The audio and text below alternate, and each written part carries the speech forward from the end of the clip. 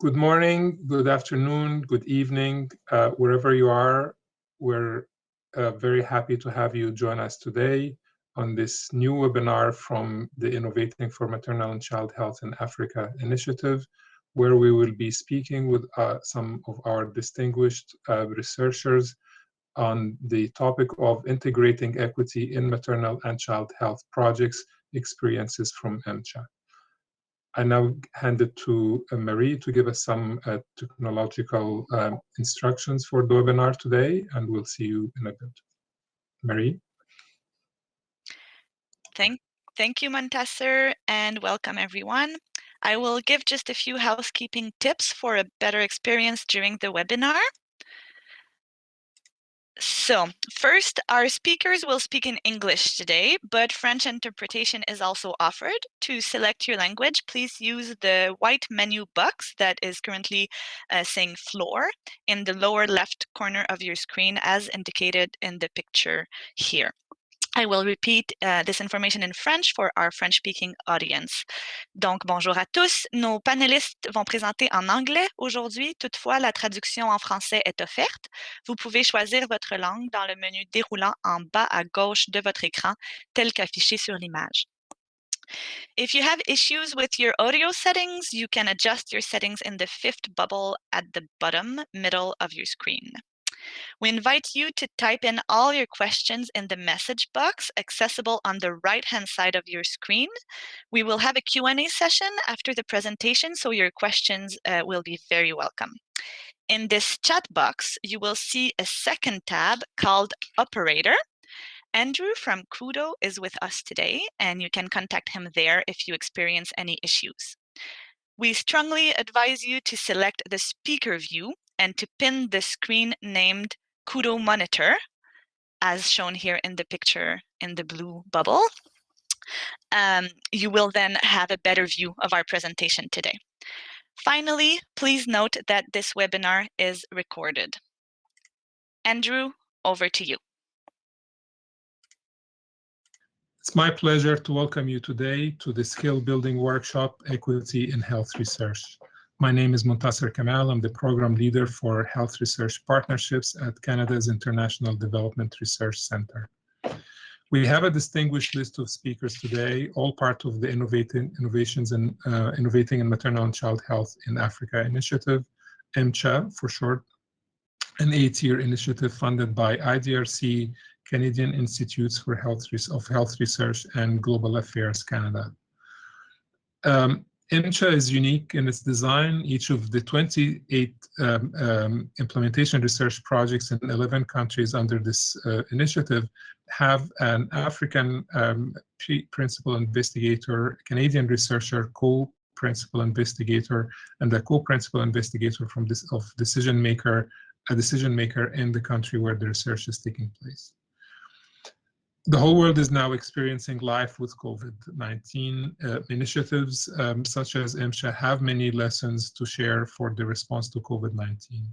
For example, the race to find a vaccine against COVID-19 has demonstrated the importance of international research collaboration. IMCHA research teams have been working together for many years, Canadian and African, and are well positioned to share the lessons learned from their collaboration for now and for the future. COVID-19 has also shown the implications of population health of ignoring and not understanding well the relationship between health and social inequalities and inequities. IMCHA has a few experiences to share about that that will hopefully be of interest to our audience here today.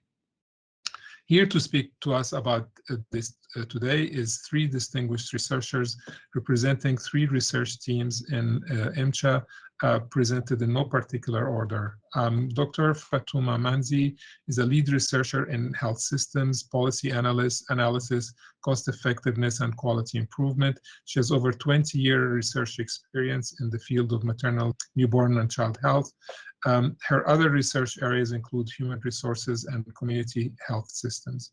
Fatuma sits on a number of national level advisory and working groups in Tanzania, including the Ministry of Health technical working groups, quality improvement, community health workers, and district health system groups.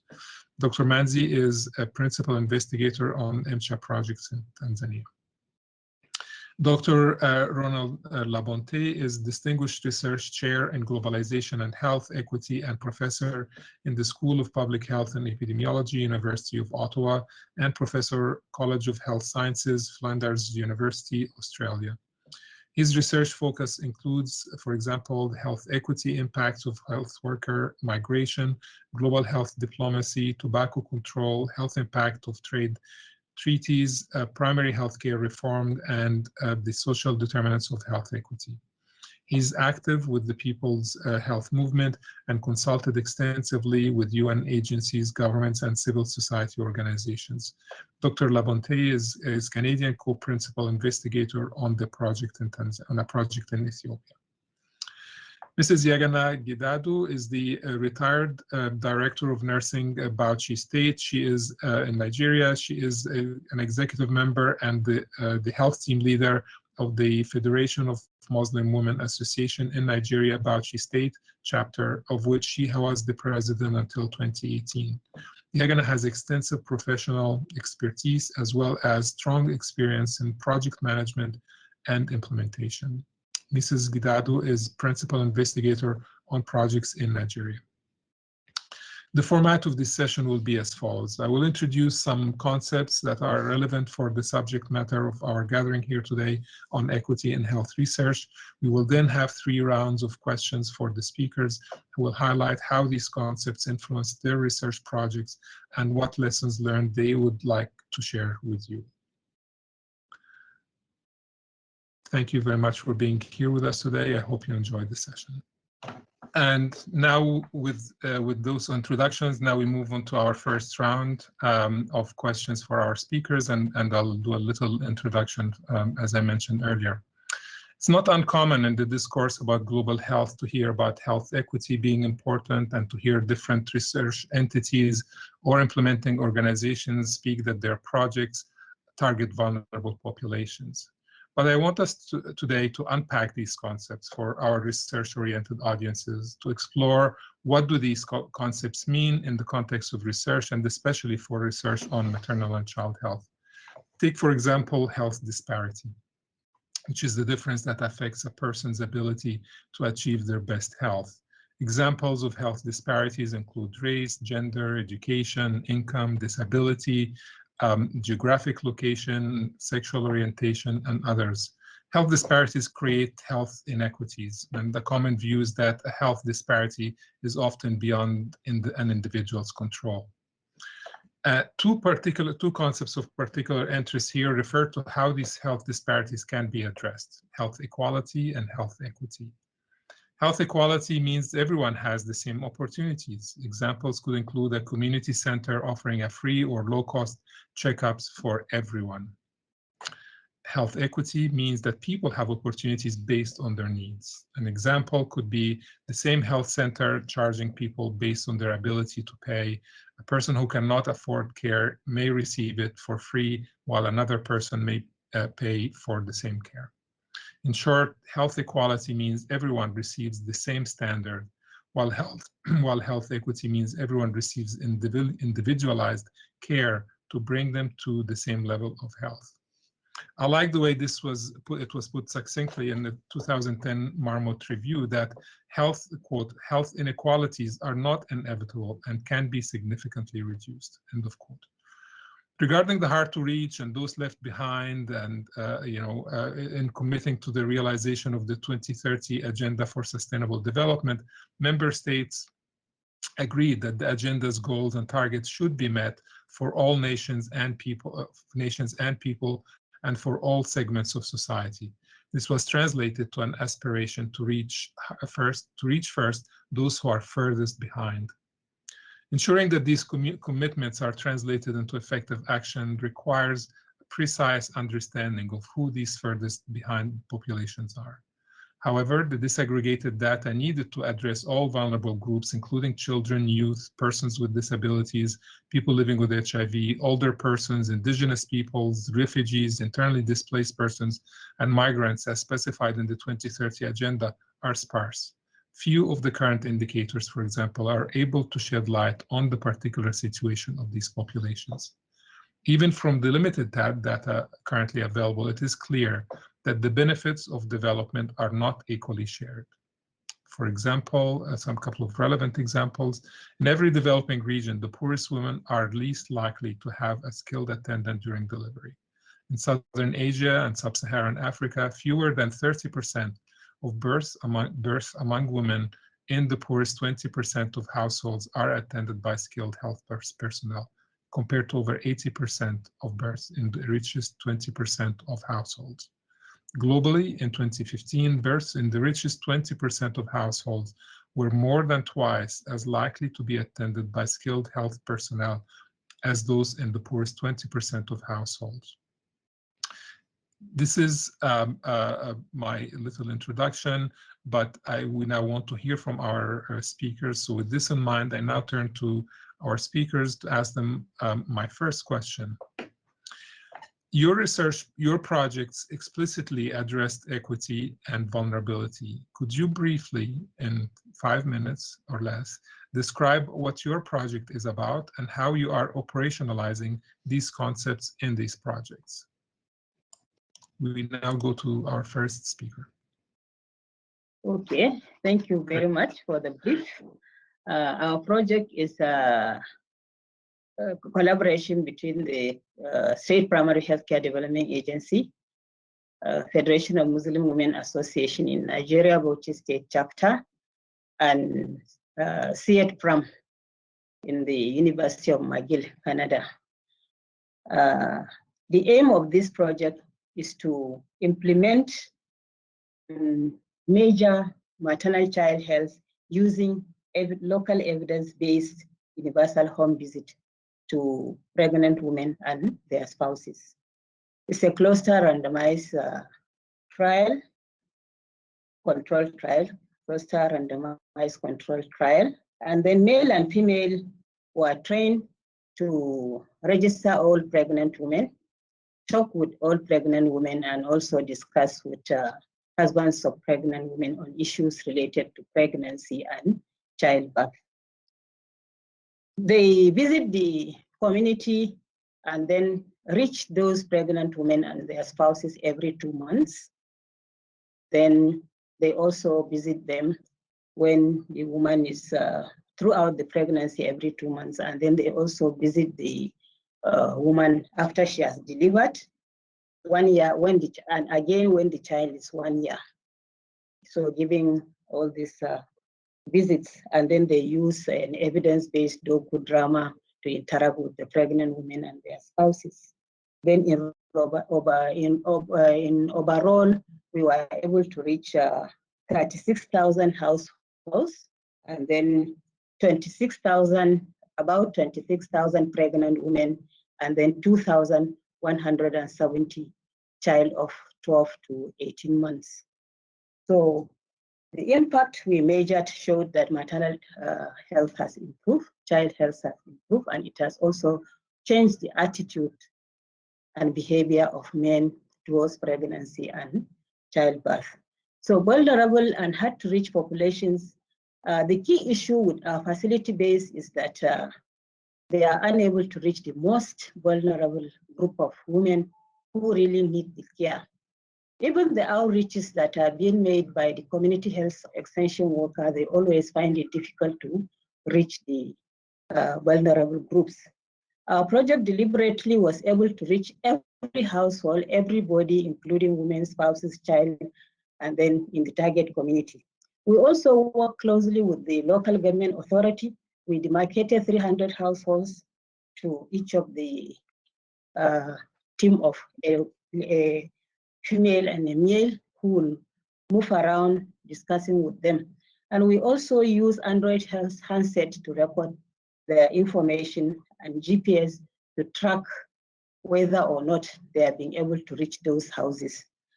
So this is the one sure way of getting to the pregnant women and their spouses to discuss issues around that. Then reaching remote community was a challenge, actually.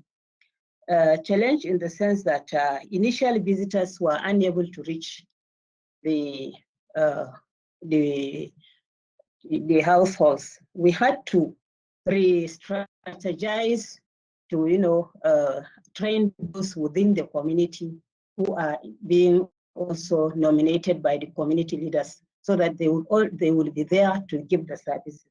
And then in equity, like you said, equality makes services available equally, but equity requires special efforts. And those special efforts, we have steps that we took to ensure equity is done. That is recruiting the people who are working, that is the young men and women who will work within the community, from the community.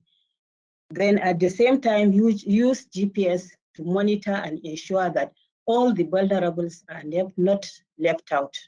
They are all houses are, they entered every household without missing any. And then they also respected the community norms. Therefore, they are likened by the community. And then we visited the spouses, the men, because men involvement is part and parcel of bringing equity. Otherwise, especially gender equity. Then focus group discussion we conducted reveals that every household has been reached, no household is missed. So this is how our project and how we were able to tackle the issue of vulnerable, as well as providing equity to everybody. Thank you so much for your very clear example. Now we'll move on to our next speaker to also hear about their experience and their views. Thank you very much. Thank you. Our project Quartz was addressing quality improvement at this scale in southern Tanzania. We were working to bring about health system strengthening for maternal and newborn health. The project Quartz utilized electronic tool in collecting health management information system. During implementation, we worked collaboratively with stakeholders to put emphasis on the culture around data collection and data use at the point of collection. Of course, it was inherently that people are just sending data to the district level, but our project emphasized that the data should be used to inform coverage, to inform service delivery. So together, we developed measures of quality maternal and newborn care that can routinely be collected, and we strongly underlined those that were sometimes not analyzed at the point of collection or even at district level for further action. So we addressed the concept of equity and equality through first thinking of the study population. We worked in the remote district, in the southern border of the countries, and we also worked with vulnerable groups, women during delivery and postnatal. Also, we targeted newborns. Yeah, those are the areas we thought of equity. Great. Thank you very much for your answer. Well, our project was attempting to improve maternal health outcomes primarily, but also maternal child health outcomes. And we took a look and sort of working with our partners in Ethiopia, in the IMCHA zonal district and through IMCHA University. We wanted to find out what were the major barriers to women seeking assisted or skilled delivery in a health center. What we found out, of course, is that one of them is geographical access, that they're too far away. And by the time they approach labor, it's difficult for them to actually physically get to the health center.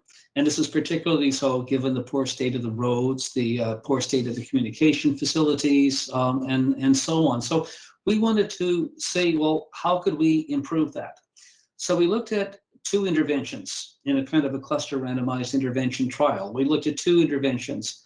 One of them was, first of all, to improve the information or education and communication outreach of health extension workers, zonal health department people, the Women's Development Army, the Men's Development Army, religious leaders. We wanted to increase the understanding or awareness around pregnancy, around prenatal visits, around the importance of skilled birth delivery in a health center. So that was the kind of outreach component to stimulate, in a sense, demand. But then we also had to look at supply. And a key factor here was to look at maternal waiting homes, or what we sometimes call maternal waiting areas. Those are part of the structural programmatic elements in maternal child health programs in Ethiopia.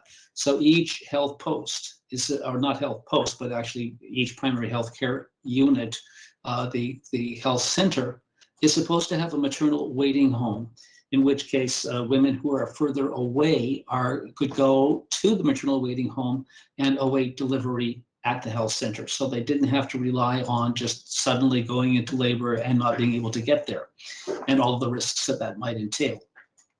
So we wanted to look at upgrading these maternal waiting homes because they were in pretty sad shape. None of them had the full capacity to actually function as they were supposed to. So that would become an impediment. And we knew that from initial study in the area that was a barrier to women wanting to even access those maternal waiting homes because they didn't have electricity, they didn't have running water, they didn't have people to sort of help out and sort of serve with the meals or the coffee ceremonies or any of about 9 or 10 other essential features that these maternal waiting homes were supposed to have. So we set about to try to improve both of those aspects and to overcome those particular barriers. Now, when we think about vulnerable populations, we don't like to think about vulnerability that way. Not vulnerable people, because that implies there's something necessarily wrong with them. We like to think about conditions of vulnerability. What is it that creates vulnerability in some people and not in others?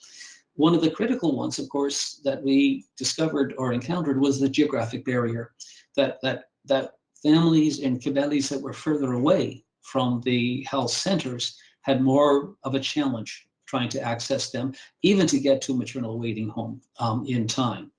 And when we talked about equity, we were concerned about not just equality, of course, it's the measure of sameness, but equity is some aspect about how fair the distribution of different resources were. We saw that in one instance where in one Kibele area, they were complaining that a health center that belonged to another kind of region or kind of another group, as it were, not the one they were supposed to go to, but it was very close to them, but they weren't kind of allowed actually to sort of use it. They were supposed to go to a health center that was much further away. They thought that was unfair. So that's one of the ways in which equity sort of arose. But what we began by doing a lot of community questioning, a lot of focus groups, some key informant interviews. We wanted to find out from the participants in this study, from people who these interventions would actually serve, how well did they look at what it was that caused health in the first place? What was important to them in terms of being healthy? How did they understand what was being fair or unfair in their local communities? And we discovered a few things that were kind of interesting. At the community level, we found that there was a very good understanding of equity, not necessarily the term, but a very strong sense of solidarity, that they emphasized continuously the value of different forms of sharing or mutuality. In some Kibeles, they pooled money or resources, and then they would be allocated to different individuals within the Kibele according to what they needed. And then we also found out, when we went to talk about this at higher levels, about this understanding of equity and equality, we found that at the ministerial level, a lot of the emphasis was placed on equality. That what they were looking at was a measure of difference. What they wanted to see is were all of the the different districts, where all of the different kind of catchment areas of the primary healthcare units, the health centers, do they all have an adequate number of health posts? So it was all about sameness. It was all about rolling out a project or a program that would be the same everywhere. And that was a bit different. We found it kind of a little bit different when we got closer to the ground. So if we looked at the health extension workers, if we looked at some of the staff who were working for the zonal health department, one of the things that we found quite interesting was their attempt to try to redirect some of the resources they had.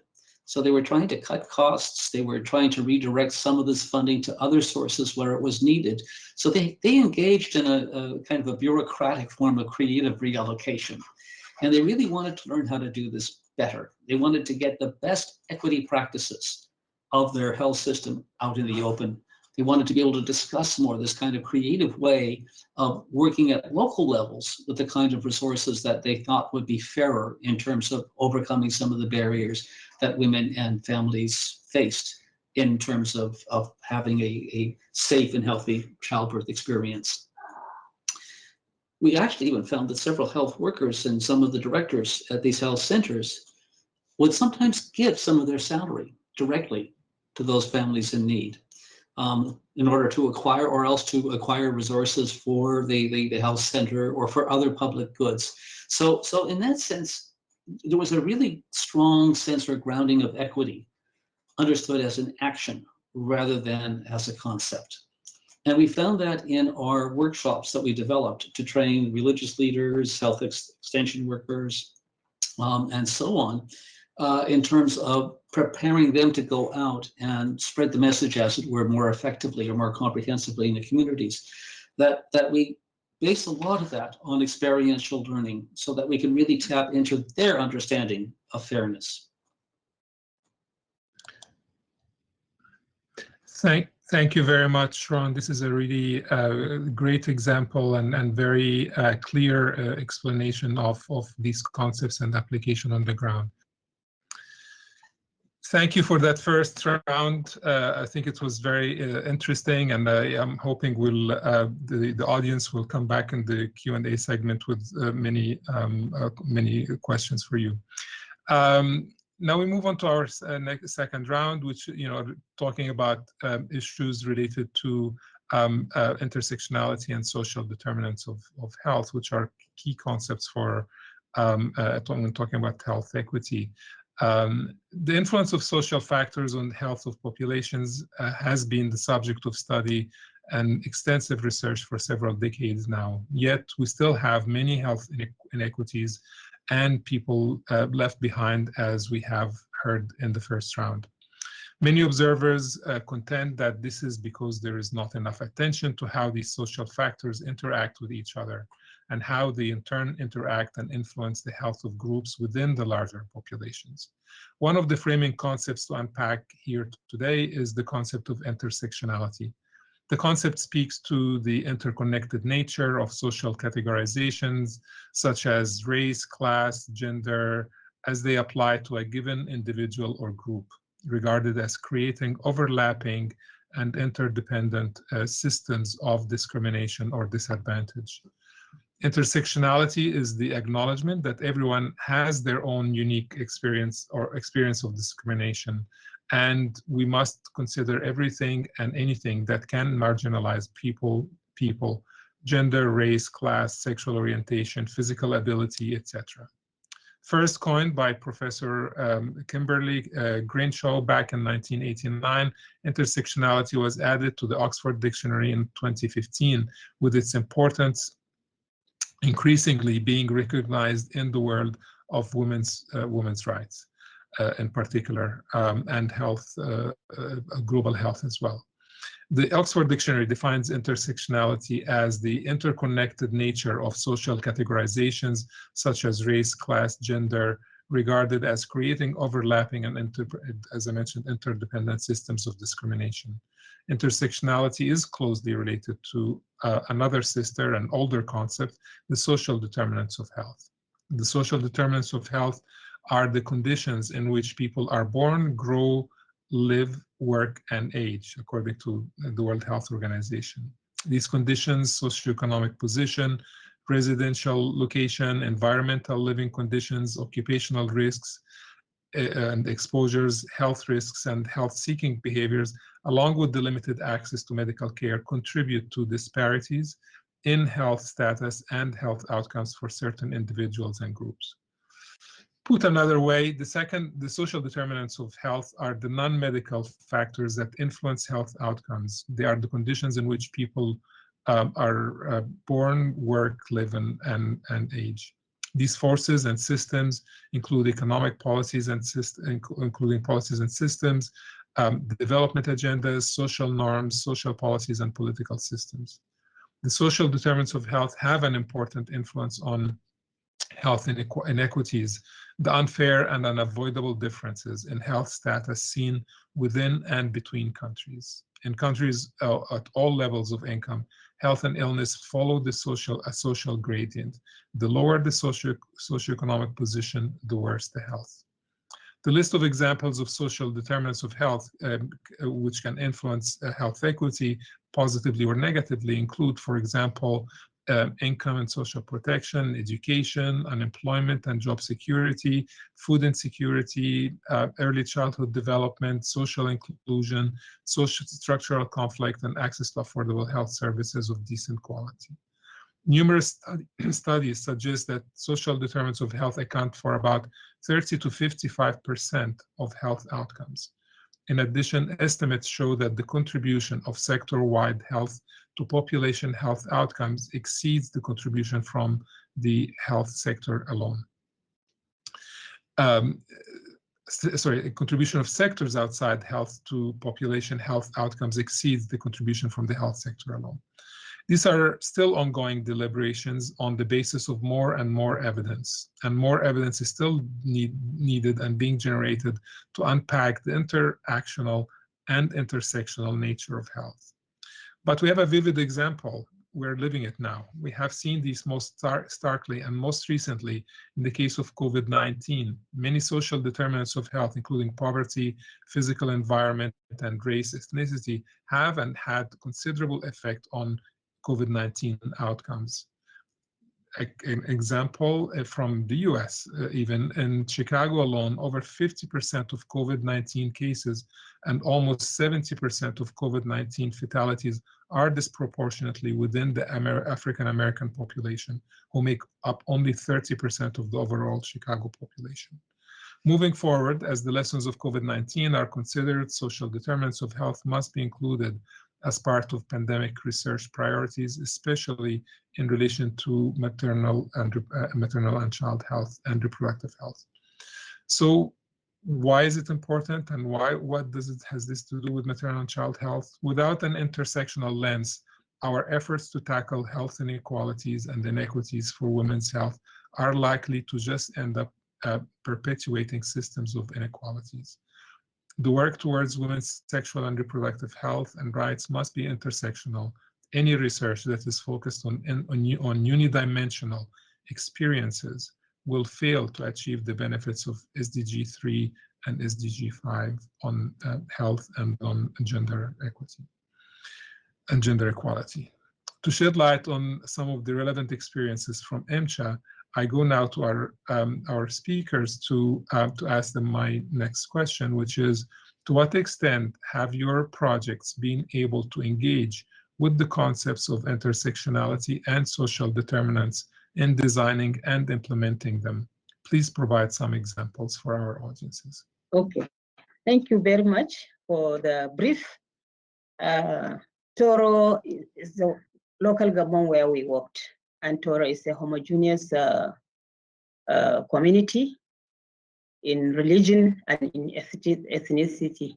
Most of them are Muslims, and then also they are Hausa Fulani in ethnicity. We made a special effort to reach rural remote communities as much as we were able to reach others. We visited all households, irrespective of religion, ethnicity, whether poor or rich, whoever you are, we will go into your house, and we included everybody without missing a single house. Home visitors seem as liked by the community because we recruited them from within the community. So they are like us, like themselves.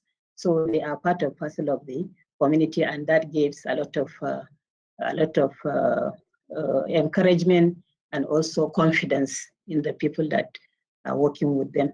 And then we repeated visits. We kept on visiting them every 2 months for over almost 3 to 4 years.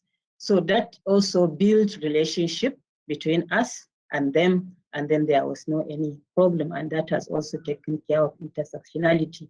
And then involving all co-wives, like for example, where there are more than one wife, we don't just talk to one, we'll talk to every one of them, and we encourage all of them to, put themselves together to help the pregnant woman among them.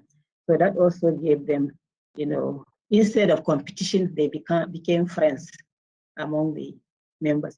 Then we also increased communication between husband and wives on issues related to pregnancy and childbirth. And that also gave them a wider benefits, especially to the women.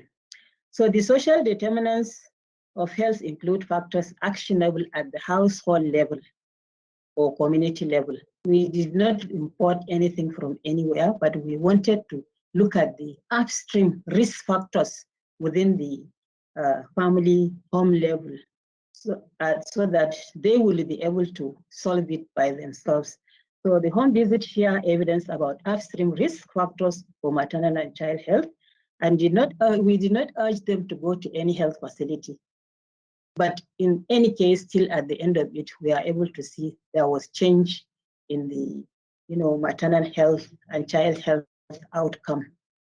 And then we focus on risk actionable household, especially with male involvement. So we were able to talk to the male on heavy work during pregnancy, domestic violence, lack of spousal communication, and then lack of knowledge related to danger signs. We also visit and share information on childhood immunization, diarrhea prevention and management in the home. And then we focus on community group. Community focus group reported there's change in the community dynamic. Community, the way they mingle. Example, men to be seen as undertaking some work that is being done by the women, especially when the women are pregnant. For example, like bringing firewood for the family, even washing of the children's clothes and so on. Men are undertaking on this, helping the pregnant women. Then men also stopped beating their wives. They are no more beating their wives. In fact, in some of the community, it became taboo for a man to beat his wife. So the community leaders are even taking it themselves to, come in and solve the problem. Then households and community are empowered to change the determinant of health within. It became the determinant of health, the risk factors, upstream risk factors at the home became part of the, the community leaders to be able to discuss it and then disseminate it among themselves and ensuring that such unwanted vices are stopped at the home. So this is how we were able to take care of intersectionality. In intersectionality and social determinants of health within our community. So, thank you very much. These are really great examples of how this work is done exactly at the community level, very localized and very, very interesting. Thank you very much. Yeah. In terms of social determinant of health, we consider the key stakeholders as well as the context in which the services were provided and the clients were coming from. So as I said, we considered clients from hard-to-reach areas. We included clients from semi-urban urban areas as well as those from rural areas. And also we considered implementers at different levels of the health system from the region who are making major decisions, the implementers at district level, services providers, and community leaders. So these people had different roles to play, and inclusion of all these groups made sure that we cater for various needs of various members of the society. And these stakeholders have different roles. As I said, at community level, they know their people, they know the nature of the problem. So as scientists, we provided technical backstopping. So during the design of the strategies, implementation, we work so closely. And at community, we created a group of champions. These champions really took the front line in identifying the key challenges faced by women in accessing maternal and newborn care, as well as postnatal. And we together thought of different ways. For example, if women came and they didn't prepare well for delivery, because some, the delivery kit for very not well capable families, sometimes they come without anything, and supplies, they are not always available. So leaders at community level could identify those and recommend. At facility level, there were the leaders, implementers, as well as there are this the social development person who were screening those who needed special help. And also social determinants were addressed through thinking about champions. I mentioned about champions, leaders at community level who were developing specific solutions for the people in terms of making sure that these people are well covered with the interventions. Like when women were coming late for the river, they came up with solutions to make sure that there are appropriate messages that were delivered by community volunteers who were reaching out to women groups in the community, also to individual women at household level. For the health workers at health facilities, they were meeting through quality improvement sessions to identify what were the obstacles for the delivery of services, and they, together with the leaders from the district level, developed strategies to make sure that services were available and women were provided the services at the right time. All women to make sure their weight were recorded. They were checked for blood pressure. They were checked for HB, and all those were recorded. As I said before, we had this electronic tool. This tool made it easier for health workers at the facility to record the various indicators, and these informed decisions if the women needed referrals or they could be serviced there, or if there were any missing equipment or supplies, to make sure that women received the appropriate quality care on time. And also through quality improvement, we were able to deliver the right care because it was used as a platform to motivate health workers to feel that they have to do their job right. They have to do review meetings daily after their daily work, At the end of the day, they sit down and analyze their work of the day to make sure they had the right supplies and equipment. If there were specific cases that they needed support from district level, they worked together. Yeah. Thank you. Thank you very much. You raised really important points about collaboration between the workers, the health services themselves, and also about tailoring the services to women, and also about sort of ensuring quality at the same time. So I'm really hoping we come back for maybe further elaboration in this in the discussion section. Thank you very much. Thanks, Montasser. And yes, this alongside the equity equality issues in our study that we were trying to get at in terms of people's experience, we were very concerned about the intersectional nature of inequities. That is not just a single dimension of unfairness that we needed to pay attention to, because there's a bit of a tendency, especially around programs that are developed for maternal child health, to deal with the gender dimension. But there's also geographic inequities, there's income inequities, there is even kind of interpersonal relationship inequities. And one of the things we actually found more on the quantitative side of our findings is that there was quite a difference in terms of access to or use of maternal waiting homes, depending on how wealthy families were. So wealthier families tended to use it far more often than poorer families did.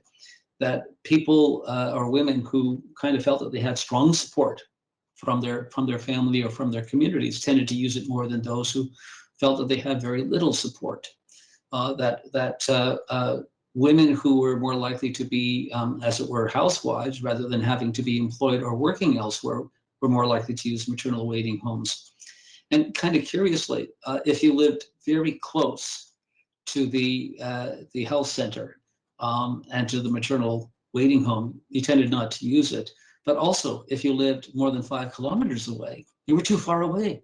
You'd be too absent from your family. So here we have a whole set of intersectional determinants of inequality, of inequity, just around the issue of access or utilization of maternal waiting homes. All of our kind of research work, every time we went out to try to gauge what was happening in terms of our baseline studies, our endline studies, the qualitative and quantitative questions, we would always pepper that with a lot of different research questions. As I said earlier, about what makes them feel healthy. What is it that actually improves their well-being? And usually, I mean, they will talk about the different determinants of health. They'll talk about poverty. They'll talk about income. They'll talk about distance, lack of access to the kinds of resources that they would need. And when we tabulated this, because we also had a lot of discussions with the focus groups, with the development armies, with the Women's Development Army, the Men's Development Army, with the religious leaders, when we took all of this stuff together, I found that in terms of their understanding of determinants, they talked about individual attributes. So something that they felt was important in terms of maternal health was the number of children they had, their sense of their own power or self-efficacy, whether they had previously experienced a pregnancy or a health complication. And in family and peer influences, this was really about decision-making. Did women feel that they had the ability to negotiate decision-making with their partners? Did they have access to resources that would allow them to be able to go and spend time in a maternal waiting home if they needed to? What was the community support networks? How strong were they? Along the ways, it was availability, acceptability, and treatment by health workers. We could call those intermediate determinants of health, because we knew already that a number of women had complained through the zonal health department that they weren't really treated that well when they arrived at some of the health centers, that sometimes because they were late in coming, they were chided or kind of just not treated in quite the same way that they felt they ought to be treated.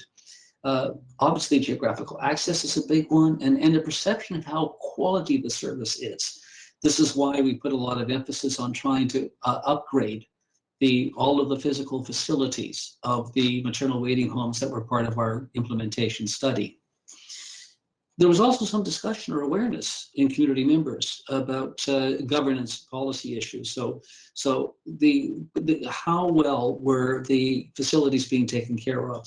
How well were they being financed? How transparent was the financing of these particular facilities? Because a lot of them were based upon some kind of financial fundraising on the part of local Kibeles. What about the kinds of campaigns that took place?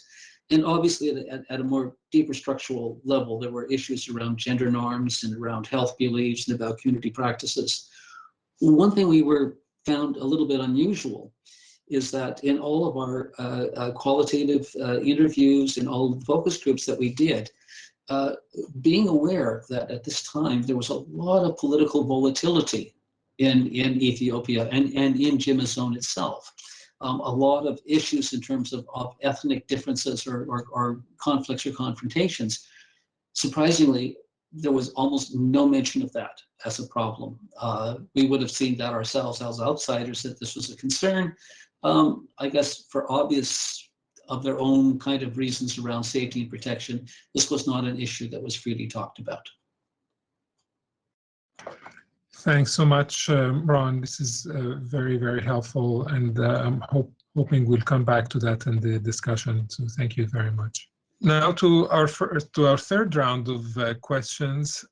So to round up this conversation, could you explain how you think adding an equity lens and thinking through the concepts we discussed here today influenced how you were able to present your research findings to decision makers and how they use them for evidence-informed changes in policies and practice? Okay. Our project has several equity-related questions.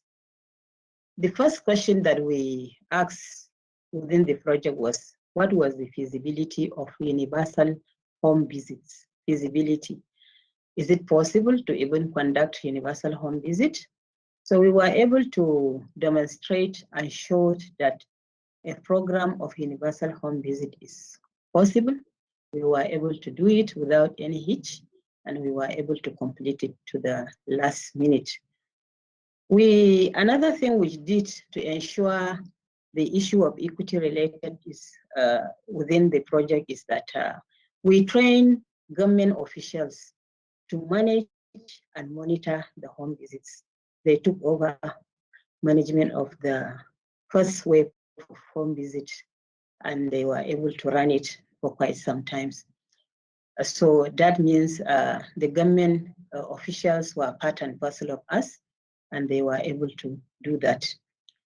The state government also committed to supporting the universal home visit so that they will spread it across other local government areas of Bauchi State. But as funding is available, that was the statement. So they were able to do that.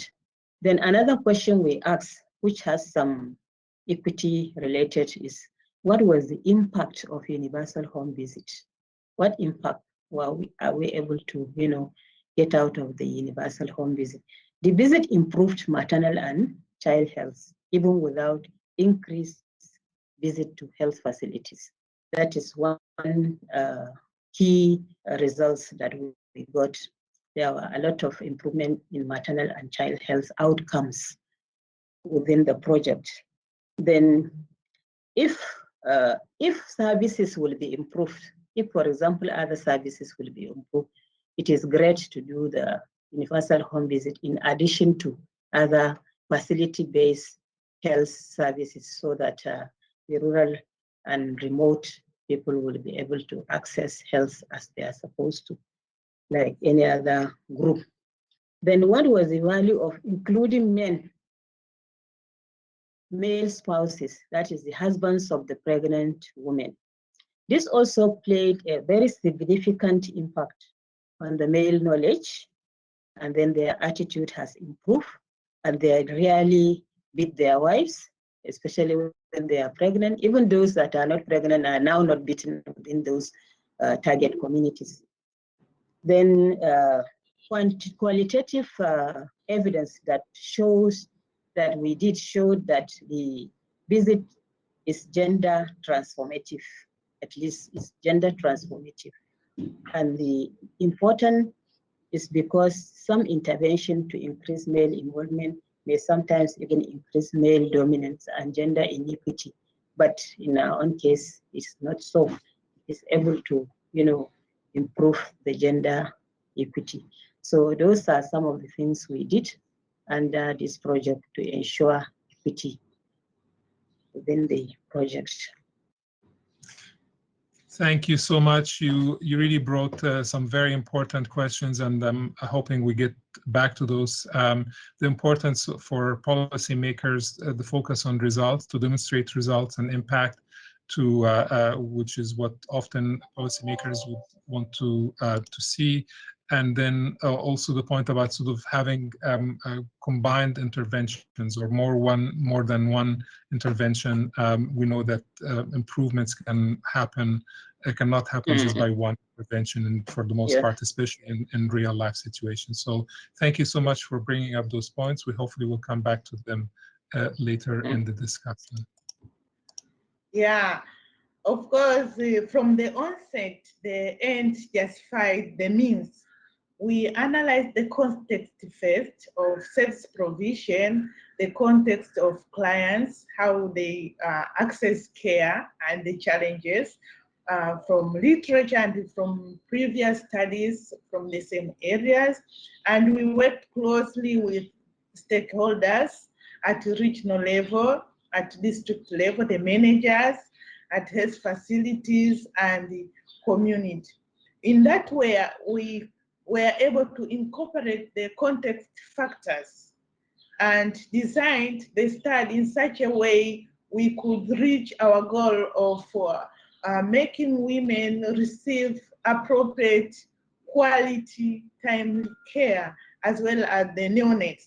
So implementers at district level as well as in the health facilities, they started with identifying the challenges and what were the issues they could address at their own capacity, and what services and what support they needed from district level. So it was multi-sectoral, working district level, supporting the health facilities in implementing.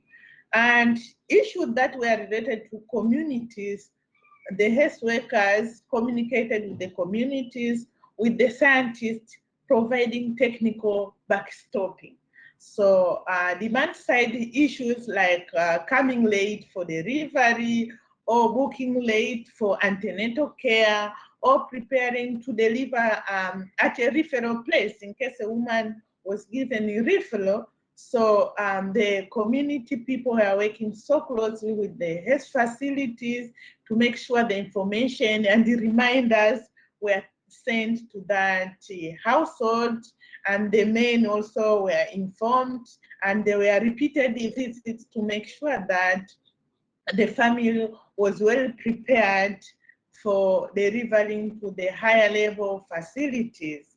And always the health facilities were doing analysis of their capacity to provide timely quality care. So each time they identified there were bottleneck, they were putting it in their plan, and they are communicating on time to the district level to make sure that they receive supplies and the equipment to make sure that quality services was provided.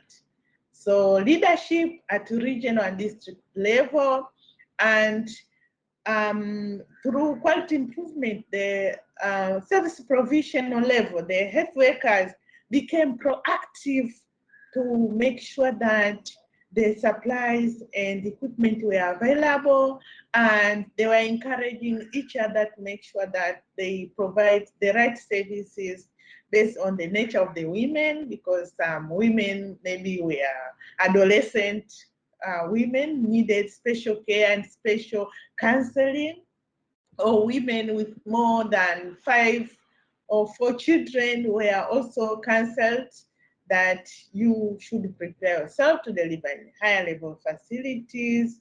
And so through quality improvement and working together with the teams at regional, district level and health facility, as well as creation of champions at community level, made it possible to improve service provision and have best outcome at the end of the day. So it was not just specific question asking alongside the research, but studying the context and preparing the team to address issues in their plans, in their implementation, in their feedback, communication, and also supervision and mentorship for the leaders at district and regional level.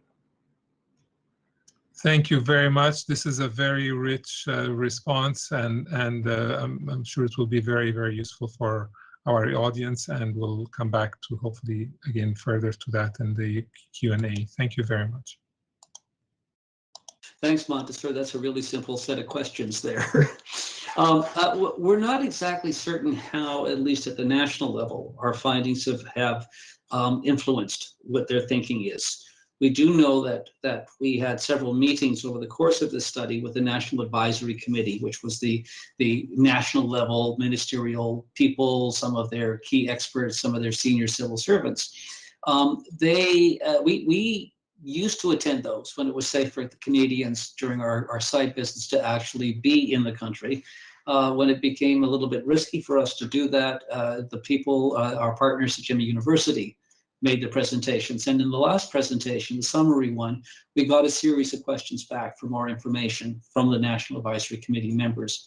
Now, a key thing that we need to explore further, and which the Jimmy University people are doing at this very time, is they're trying to have a more in-depth discussion with the health center directors and health center staff. They're going to go out and meet with them all and say, this is what we found, because we didn't see striking kind of differences in terms of what our interventions were. We saw some, but not really striking differences for all kinds of complicated reasons in terms of the amount of time it took to get the intervention started, the political upheavals that were happening in the country at the time.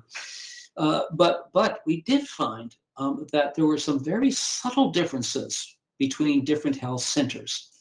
And some did better than others, even though they had exactly the same kind of background or backdrop of resources, of policies, of programs, of interventions. Some did better than others.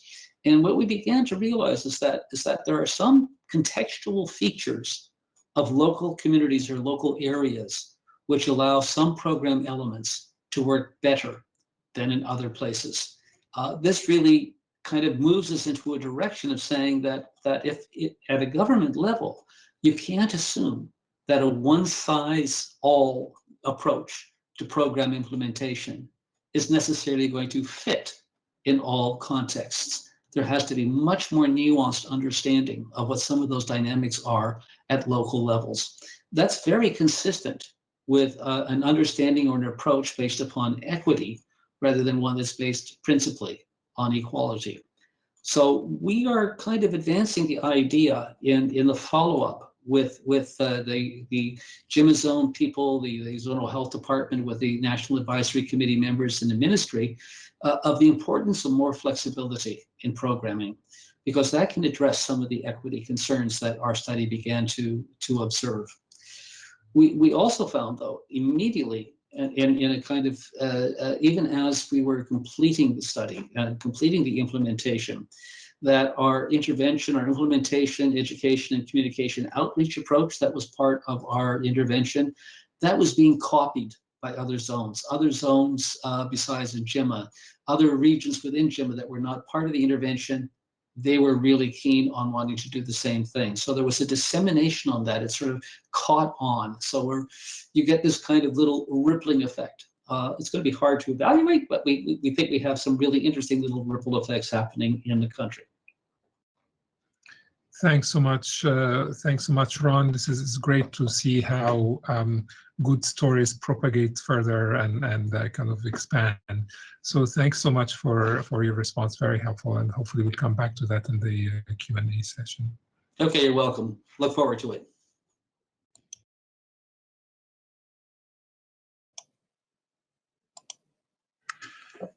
Thank you all for our speakers, panelists, for these excellent and helpful points and shared experiences.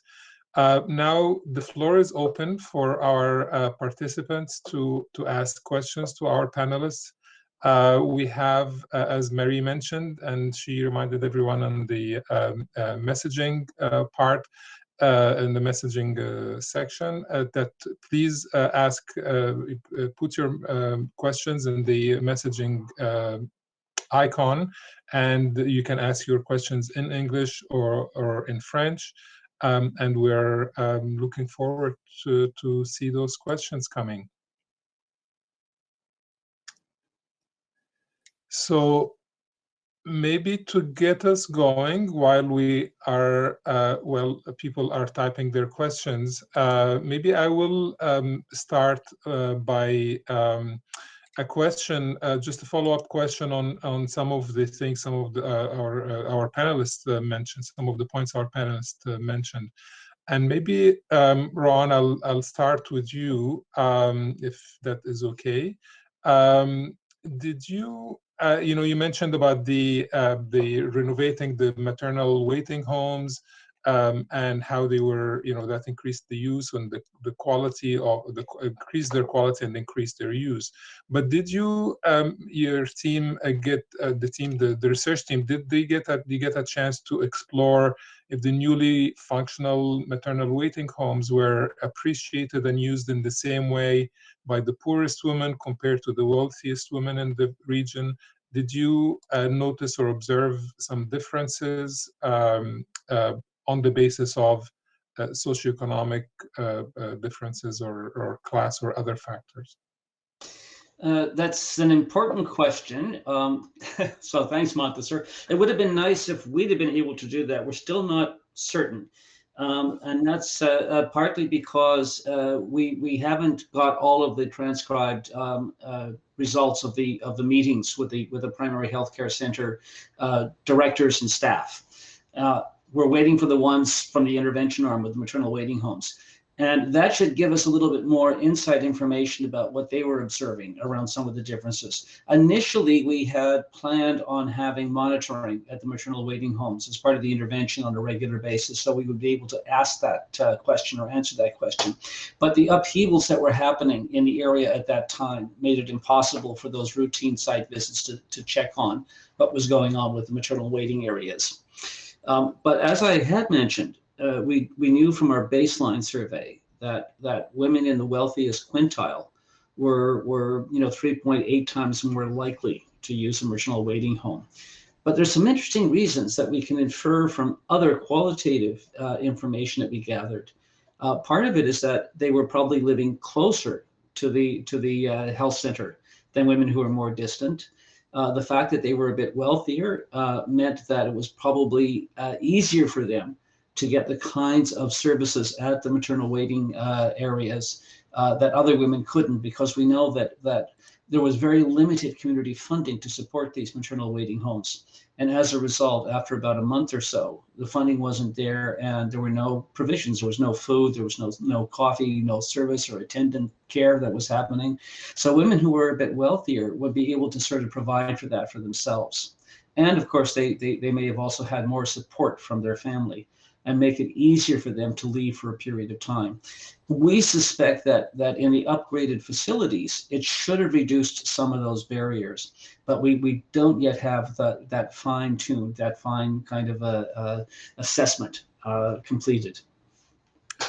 Thanks so much, Ron. I really like how you brought up also the kind of the methodology question in terms of really we need both the quantitative and the qualitative to really understand and interpret the observations or the findings from the research. project, especially in talking about quality issues. It's so hard to capture those quantitatively, and the quality and the differences really need to be understood in a qualitative way. Thanks so much, Ron. There is as it happens, there is a question also for you in the messages from Jennifer Musoka from Uganda. Hi, Jennifer. Nice to see you, to hear from you anyway. So she says, good presentations. I like the idea of renovating maternal homes. Was this different from what government does? So I think it's kind of like maybe Ron talking about kind of like the role of the project in relation to what was already existing or done by the government or normally done by the government. Yes, it's quite different because the government basically doesn't necessarily supply the resources for the maternal waiting homes. So the whole program is designed essentially for community members, the Kibele, that would pay a certain amount of birr each month, and it would go into a pool. And this pool would help to provide for the development of the facilities, or some of that might come out of the budgets that the health centers themselves receive. But in our proposal, what we found is that most of the maternal waiting homes did not come anywhere near the set of supplies or the level of the 12 or 13 categories that the government sort of said this is what a maternal waiting home should have. You know, the full range: electricity, water, toilets, attendant care, coffee, food, mattresses, separate rooms, etc., etc. So none of that was really present. So we used our IDRC funding to try to get materials, a sufficient supply of materials to be able to upgrade those facilities to the standard of which they were intended, to sort of see if that made a difference. What were the implications then for government funding for these maternal waiting homes? I mean, would it be worthwhile that they invested more to make sure that all of these homes were functioning at a full capacity? As I say, we don't yet have the fine-grained analysis around those health centers where they were fully upgraded, but we know from others where they were not fully upgraded that there was a continuous complaint that these the waiting areas, the maternal waiting homes, that after the money was collected from the Kibele, from the local people, it was enough to supply the basic materials that women were supposed to receive, but only for about a short period of time. A whole year's worth of gathering of that money would maybe provide supplies for 1 month. When that 1 month expired, and if women went to that health facility, to the maternal waiting home after that period of time, there was nothing left. Nothing left, so they were there, and they were left in inadequate circumstances. And that actually led to community members resenting the maternal waiting homes because, and actually we found over the period of our study, there was a decline in use of maternal waiting homes across all of the study arms. And that's basically because they were not being serviced the way they were supposed to be serviced. So the continuous kind of comment that was being made, including from the health center staff themselves, is that this is a structural problem in the design of the service, is that if these things are actually going to work, they need to be fully supported and not rely entirely on community contributions. So we're still waiting to get the final costing analysis done. So it's not necessarily going to be inexpensive, but we know that in the short period of our intervention, we weren't able to sort of show the size of effects, although we do know that maternal waiting home use was higher in those study arms where they were fully upgraded. And they were also higher in those study arms where we had the educational component as well. Great, thanks so much, Ron. We have a comment question from Sunisha, and it is well, primarily directed to Ron, but I think it actually has some points that would really be very nice to hear from our other panelists as well. So maybe I'll ask you, Ron, to be maybe a little bit brief so we can have room for others as well on this particular question. So the question is, Sunisha, what she says is, my question is to all of us. I think panelists as well as researchers and interested people are supporting research on reproductive health and maternal and child health. So she says, regarding the first intervention you mentioned in the first round of questions, demand side issues and outreach for education and knowledge. There is an assumption that women lack knowledge and proactiveness for care. I would like to ask if this is a fair and accurate assumption to make that is very often made by us in the research community, researchers, usually based on literature and based on literature. I understand context is a huge factor in this discussion. So maybe Ron, and maybe just to alert our other panelists to come in right after that. You know, that whole question of kind of assuming kind of like there's a blank slate, you know, women lack knowledge, lack proactiveness for care. You know, how can improving quality or improving access be based on kind of autonomy, encouraging women or supporting women's autonomy and the knowledge that they already have. So we'll start with you, Ron, and then we'll go to Dr. Manzi after that, and Ms. Guidado after that. Okay, Ron, thanks. right. Yeah, well, I think the knowledge was fairly, it was pretty good at baseline. But during the study, Irma, we had increased educational activities going on. There was an increased range in terms of the number of institutional births, improvements in antenatal and postnatal care. Whether or not it's about knowledge in the sense of I know this versus I don't know this and I need to be told what the facts are, it could be more about increasing support, community discussion, encouragement from religious leaders, support of husbands, those sorts of things. And in that sense, the education kind of intervention is more about building a broader kind of community, I guess, sustained sort of understanding and support for this so that women who may already know feel better about actually acting on that knowledge. Oh. Great, thanks so much, Ron. Marie, did you want to come in for a moment? Yes, thank you, Manta. So just a reminder to our speakers to hit the request to speak button. Yagana, I think you are still needing to press on that button to be on the speaker side. And then Fatuma, if you can turn your microphone and video on so you can answer this question. Thank you. Thank you, Marie. Fatuma, I see your icon. So if you could put your camera on and respond to the question, that would be great. Yeah. Good. Sorry, We hear you stuck too. on my Great. side. I'm in rural district and the electricity is off. So Well, we can that's still the see you, and reality. it's great to have you with us. So your thoughts on the idea, on the Yes. question regarding women's sort of base knowledge and proactiveness in terms of seeking care on the basis of your project and your research experience. Yeah, of course, they have some local knowledge. And what we do is to stimulate that knowledge, specifically using the local people. So these people understand each other.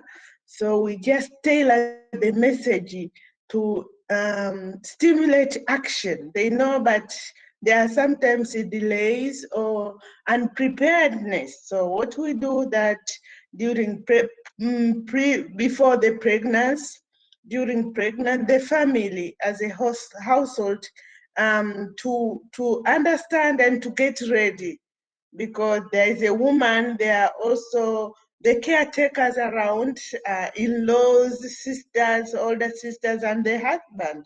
So what we do is that the family prepared itself if it's for referral, or if it is to deliver in health facilities. Because for policy people, they say, come to deliver in the health facility, there is everything, all delivery kits are ready.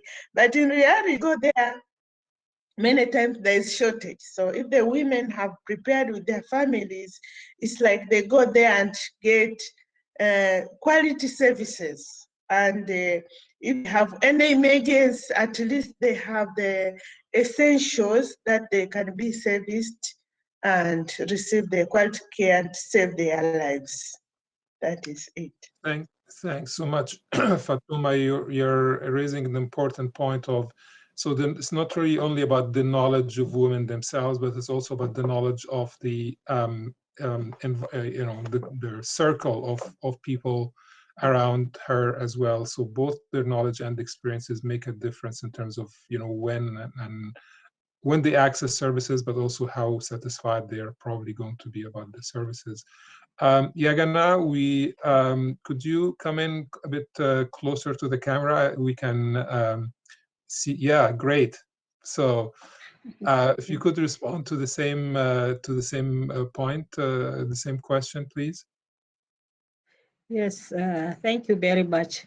Like everybody says, not that women in the village or in the remote communities and those vulnerable do not have any idea as to whether they don't have any knowledge about health and so on.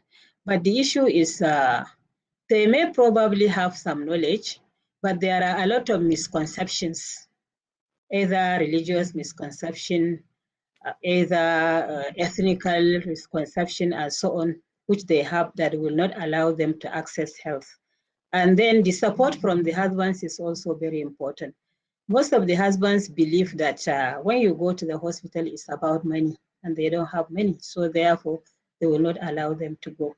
And again, some of the women always have the notion that when they go to the hospital and they do not have good clothing, wearing better dress, and then with all the gadgets which is needed for delivery and so on, they will not be accepted. They will be mocked by the health workers and so on. So these are all contributing for them not to access the health facilities. But however, with our intervention, we usually talk to them a lot, and especially talking to the mother-in-laws, the religious leaders, the women themselves, that it is worth going to hospital. Although in our program, we didn't talk about let them go to hospital, but we showed them the positive side through our discussion. We did a lot of discussion with them, about 100 and something questions, which is relating to, whether they have been going to antenatal clinic, whether they've ever delivered in the hospital, what happened during their last delivery, and so on. So this gingered them to start thinking about what is this hospital about. So they are now seem to be appreciating about hospital. And in fact, even though we have not asked, because when we ask them to go to hospital, the question they will always ask is, there's no money. Will you give us money? Is there any free drugs? And so on and so forth. So when we don't tell them anything, they decide on their own. That is taking decision by themselves. And that is the most positive aspect of the project, because they are taking decision by themselves to reach the facilities. In fact, many of them are going, one of the impacts is that women are going to hospital. Their husbands are even taking them on their motorbike and so on. So these are some of the dynamics of the project. So I'm sure women got better knowledge through our interaction, especially changing the norms, the negative norms. Thank you. Thanks so much. Yagana, while I have you on the screen, I'm trying to, we're almost running out of time, but I want to squeeze one more quick question I'm hoping you can help us with from your research. In your research, you mentioned about, you talked about sort of universal home visits. Every home was visited. But obviously, usually, of course, there are differences between home, like different homes, different socioeconomic groups or socioeconomic profiles. Was there, in your research, was there a difference in how your how the research team was received or understood, or just the rapport and the relationship with the research team between the different groups.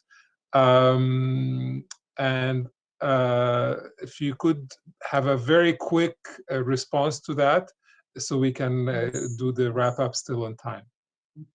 All right, thank you very much.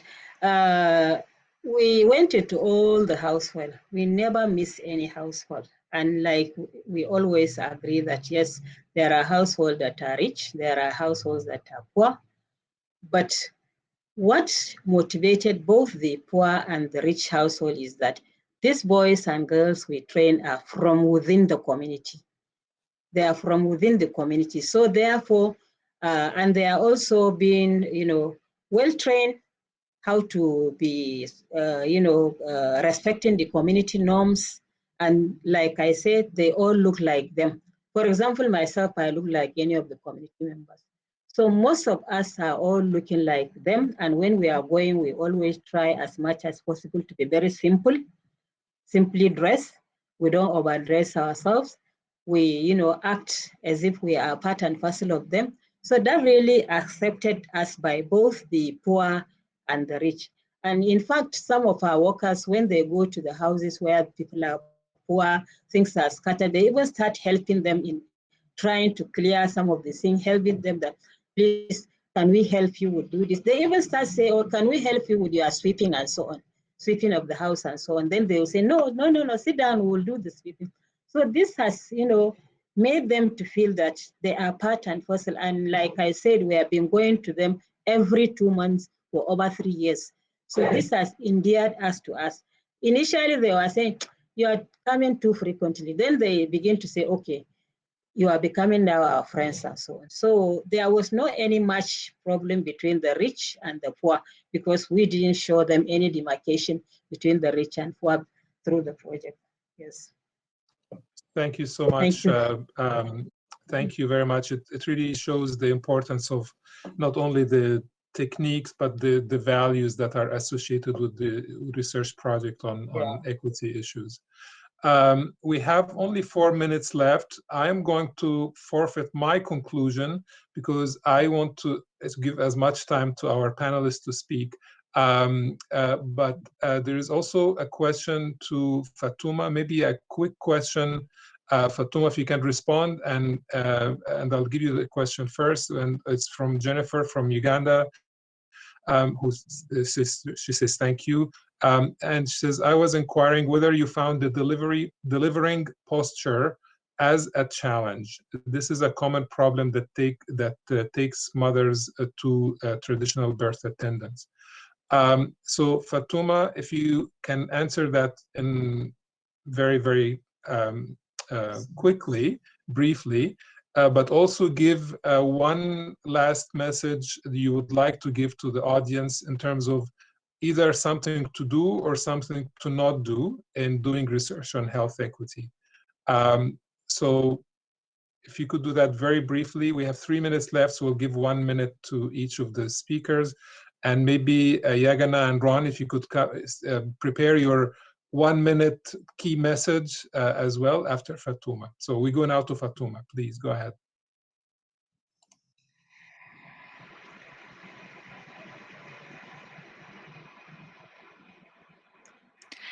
Fatuma, you are muted.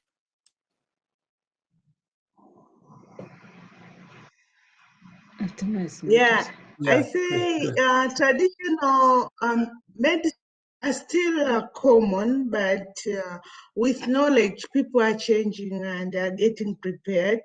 And also we, because we are changing the system as a whole from the service provision, that quality of services is becoming better. So people see and tell their colleagues. So there are changes. People change their perspective and they are ready to update the services in health facilities. As what we have to do is to encourage universal equity, to have overall services available for all people. And in that sense, it is also possible to reach those with special needs. So for our part, we were preparing the delivery services, the supply side, to be ready to provide quality services from the management at district level and the health workers to be motivated to make sure services were available and were treating the people based on their needs, and the community as well to get prepared so that to make health workers also, to be able to give them the right services at the right time. If they go early, they will get all the interventions. Then when they go late because they miss some vaccination, they miss some supplement, Right. as a result, the outcome of their health will not that be better. Thank you. Thanks so much. This is really is a very important and helpful message. Thank you so much. Yagana, what is your key message do you want to leave the audience with? My key message is that universal coverage is key to achieving equity. You have to do universal coverage. And for you to do universal coverage, especially in our area, you need to do GPS monitoring, because people will not do it unless you monitor them properly and adequately. Then community involvement is very important. Community are the custodian of their problem. You have to involve them right from the beginning till the end so that they become part and parcel of this project or the program, so that they will own it at long run. And visiting the men is very important. Men are the decision makers in the homes. If you exclude them, they will exclude their wives. So we must also include the men, talk to them, we educate them. Men are very simple. They can change as soon as you are able to talk to them properly. So that's my message. Thank you so much, Yagana. These are 3 key messages and they're so important. So really thank you so much for those. Ron, your a key message you'd like to leave our participants with? Sure. Apart from noticing that, Fatuma, congratulations, you've got your electricity back on. Yeah. But I think it's one of them is when we're thinking about equity, we know that it's quite different than equality, so that it's about kind of different things depending on what the level of need are. But think beyond gender as the primary or only axis of equity or equality in terms of these programs and the work, because we found that income, geography, community relations, social support, and in the Ethiopian context, kind of the kind of challenges we've seen more recently around some of the ethnic kind of differences that create some sort of encounters between different tribal groupings, that they also become quite important. If I had a don't, it's really don't assume, this is more on a program level, don't assume that one size fits all, something that's equal for all different communities in all different regions, and that is the same across the entire program, will necessarily work to reducing maternal mortality all of the time, because of the differences, the nuanced little differences we began to pick up in some of our different clusters in our study. Thank you so much, Ron. Thank you, Fatuma. Thank you, Yagana. Your key messages about, really the importance of understanding differences and not assume homogeneity, and not leaving anyone behind. These are really, you've left us with some very, very important messages. Thank you for sharing your experiences from your research projects and representing your teams and your countries. We really appreciate your time with us here today. And for our audience, we look forward to seeing you and hearing more from you in future IMCHA events as well. Thank you very much, everyone. Take care, stay safe and stay good. Bye. Okay. Bye.